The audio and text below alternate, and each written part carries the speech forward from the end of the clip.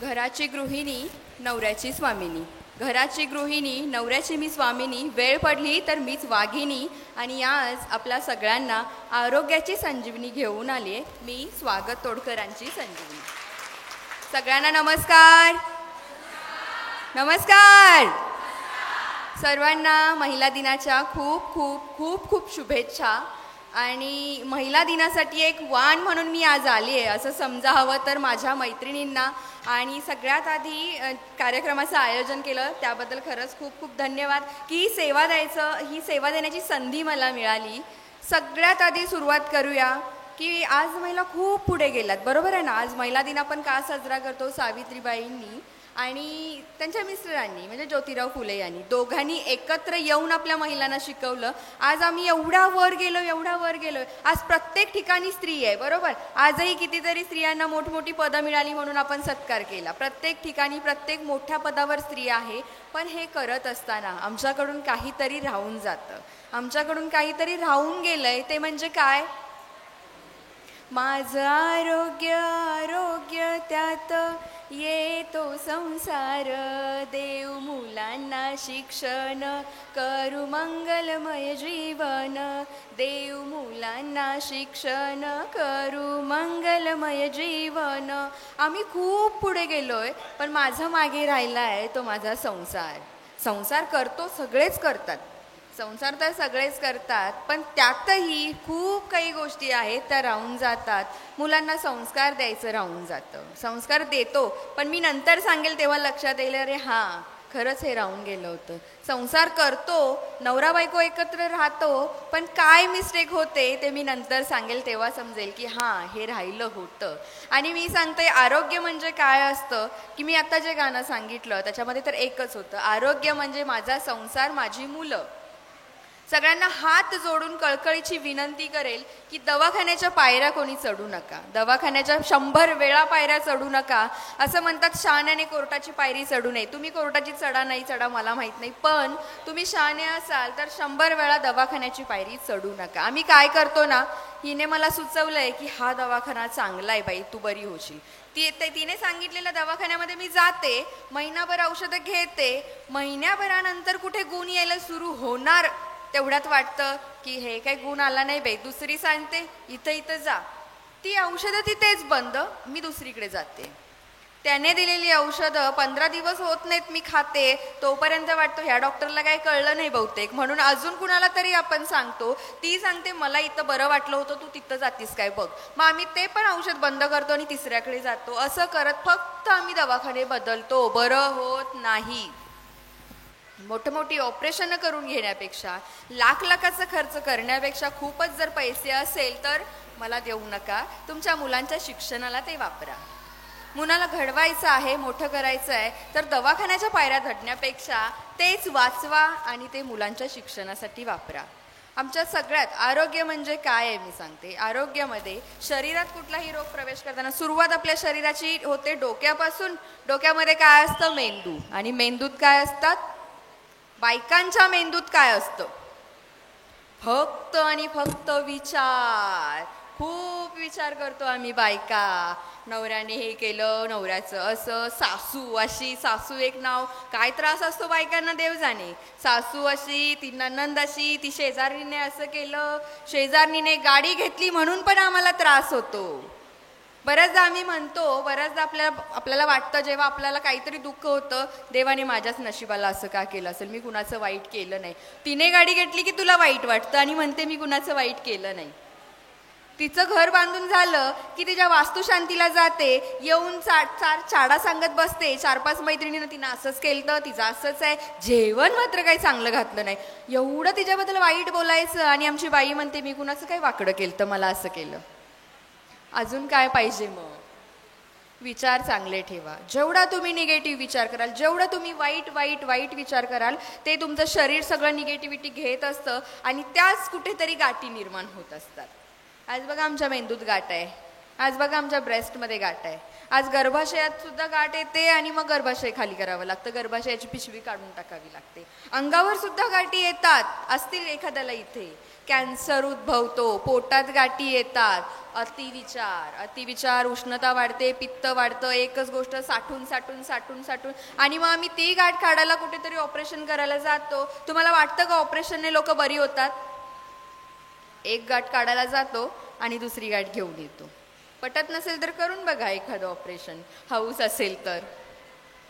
विचार छान ठेवा, विचार खरंच छान ठेवा, तुम्ही छान राहाल. किती तुमच्याकडे काही नसू दे, माझ्याकडे सगळं आहे म्हणायला शिका. शेजाऱ्याकडे वाटी घेऊन मागायला नाही जायचं. माझ्याकडे सगळं आहे, माझा नवरा मला सगळं देतो. मी मगाशी सांगितलं आरोग्यामध्ये येतो तो संसार. आम्ही बायका काय करतो सांगते. आता त्या ताईने मगाशी छानसं गाणं म्हटलं, त्याच्यामध्ये एकच वाक्य सारखं सारखं होतं. काय? कुंकू आणि काळमणी. आरोग्य मागा कुणासाठी? धन्यासाठी. मी तेच सांगते की खरंच कुंकू जपा, खरंच तुमचे काळे मणी जपा.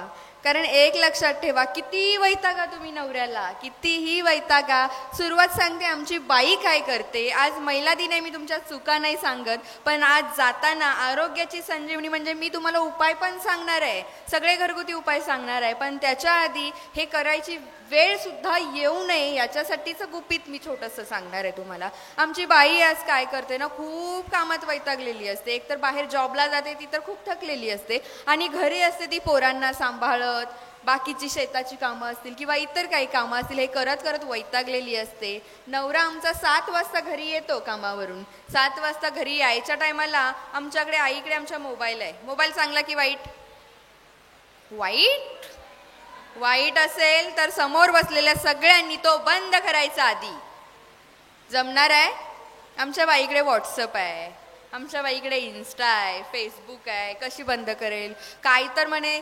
तुम्हाला माहिती आहे का स्टेटस हा प्रकार, व्हॉट्सअप हा प्रकार काय असतो? व्हॉट्सअपमध्ये एक स्टेटस असतं. माझ्या नवऱ्याशी भांडण झालं की आमची बाई पहिला जाऊन डीपी गायब करते. डीपी गायब झालेल्या बाईचं पटकन, माझं जर पटत नसेल तर डीपी गायब झालेल्या बाईचं पटकन जाऊन स्टेटस चेक करायचं. वेळ असेल तुमच्याकडे तेवढा तर स्टेटस चेक करत. हे धर्तभरे गाणे असतात. समजून जायचं की हिच्या नवऱ्याशी वाजलंय आणि गावभर बोंबाटा झालाय. खूप हौस असते आम्हाला ह्या गोष्टी प्रदर्शन करण्याची. कुणाला सांगायचं असतं? आपल्या नवऱ्याला, बरोबर आहे.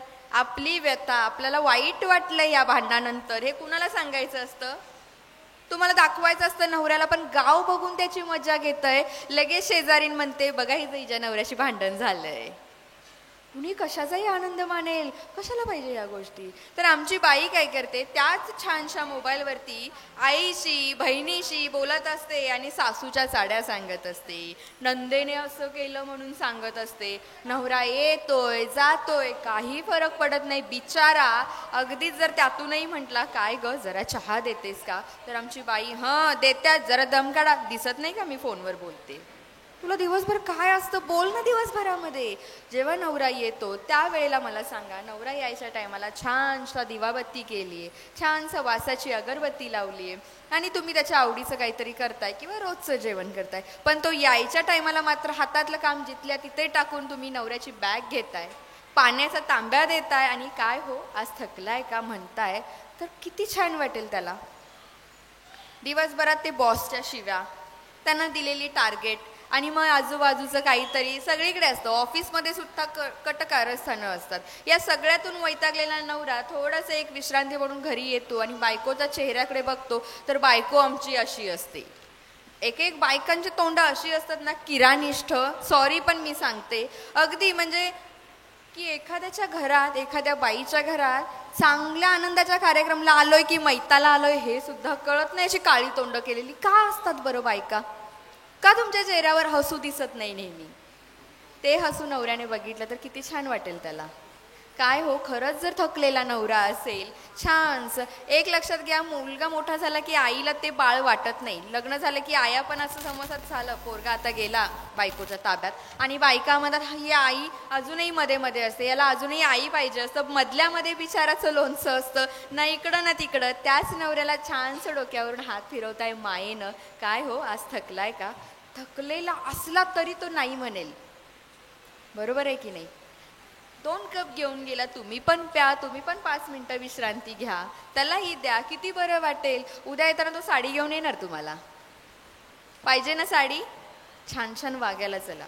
तुम्ही दोघं छान असलात तर तुमची मुलंही छान असणार आहेत आणि तुमचं सगळं कुटुंब जर खुश असेल तर तुमचं अर्थातच तुमचं सगळं आरोग्य नीट असणार आहे. आमच्या बायकांना सासूवांचा काही प्रॉब्लेम असतो, मी साहेबांसोबत नेहमी लेक्चरला जात असते. एका लेक्चरला मी अशीच गेलेले, 5-6 हजारचा मॉप त्यांचा होता आणि खूप असेच गप्पा गोष्टी आणि हसी मजाक चालू होता. एक ताई समोर बसलेल्या हसता हसत नव्हत्या, म्हणजे अगदी सगळे हसतात आणि एकच ताई हसत नव्हत्या. मग तो बोलणारा वक्ता सुद्धा कन्फ्यूज होऊन जातो. साहेब थोडे डगमगले की काय झालंय, सगळे हसतात आणि या ताई का हसत नाहीयेत. तर त्यांना शेवटी राहवलं नाही आणि झाल्यावर नंतर विचारलं, ताई काही प्रॉब्लेम आहे का हो, सगळे हसतात पण तुम्ही हसत नाही आहात. तर त्यांनी काय उत्तर द्यावं, काय हसायचंय, तुमचं तोंड माझ्या सासूसारखं दिसतंय. कपाळ माझं, काय काय विचार असू शकतात. म्हणजे इथं ते सुद्धा तुमची सासू सुटत नाही. मी म्हणते माझ्या तायांनो, नवऱ्याशी चांगलं वागायचं असेल, तुम्हाला स्वतःचा एक स्पेस हवा असेल, स्वतःचा एक वेळ हवा असेल. आपण म्हटलो बघा, आता ते गाणं सांगितलं, बाई पण भारी देवा, पण हे कधी असणार आहे. तुम्हाला वाटत असेल काय बाई पण भारी, दिवस कामात जातो, सकाळी उठा, पोरांचा आवरा, नवऱ्याचा आवरा, सगळं दिवस तर कामात जातो आणि काय बाई पण भारी. हेच बाई पण भारी आहे. सासूला हाताशी घ्या ना, तिच्याशी प्रेमाने वागा ना. तिला काय हवं असतं, फक्त आई मी आज माहेरी जाणार आहे, काय जाऊ का, राहू दे, परमिशन घ्यायची, फक्त म्हणायचं आहे आई आज मी माहेरी जाऊन येऊ का हो. त्या नाही नाही म्हणणार आहेत, पण त्यांची अपेक्षा असते माझ्या सुनेने फक्त मला सांगावं. काय प्रॉब्लेम होतो का येण्यावर, किती फिरलं तरी ते शेवटी नंतर तिथंच येणार आहे. तुम्ही बांधा अगर नाही बांधा, परत ते घरीच येणार आहे, लक्षात घ्या.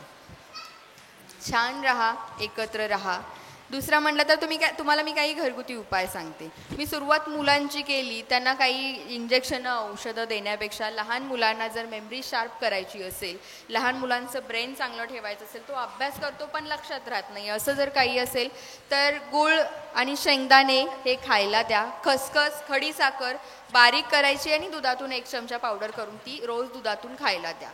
कच्चा पेरू, पिकलेला पेरू मुलांना खायला द्या. आणि जर डोकं दुखत असेल तर कच्चा पेरू उगाळायचा आहे आणि ते अर्ध डोकं, जिथे बऱ्याच लोकांना मायग्रेनचा त्रास असतो, अर्ध डोकेदुखीचा त्रास असतो, तो जो कच्चा पेरू आहे उगाळायचा आहे आणि जिथे डोकं दुखतं त्या भागाला लावायचं आहे. तुमचं पूर्ण डोकं जर दुखत असेल तर मीठ असतं आपल्याकडे, घरात मीठ आहे, ते मीठ घ्यायचं आहे, 1 चिमट मीठ जिभेवर ठेवायचं आहे, 30 सेकंड डोळे मिटून शांत राहायचं आणि साधं पाणी त्याच्यावर प्यायचं आहे. तुम्ही ग्लास खाली ठेवायच्या आधी तुमचं डोकं दुखायचं थांबतं.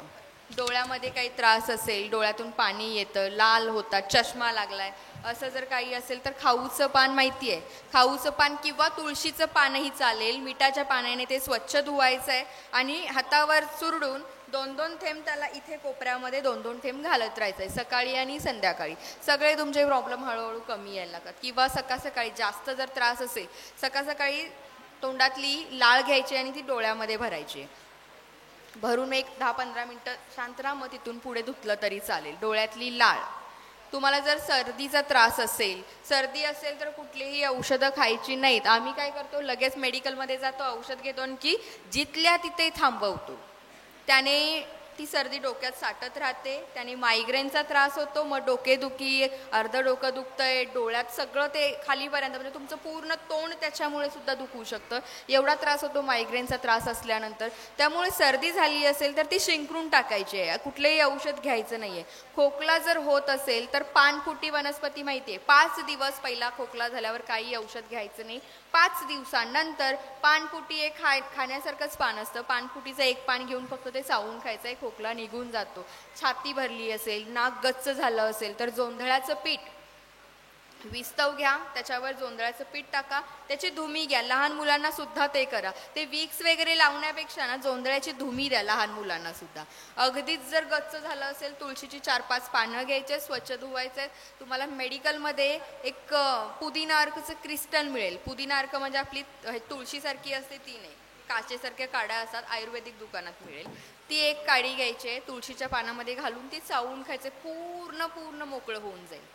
घसा, नाक सगळं मोकळं होऊन जाईल. एवढा इन्स्टंट रिझल्ट असतो. पण आम्हाला काय वाटतं, आम्हाला असं फक्त गोळ्या औषधं घेऊनच बरं होतं असं वाटत असतं. आयुर्वेद आमचा खूप लेट काम करतो असं वाटतं आम्हाला.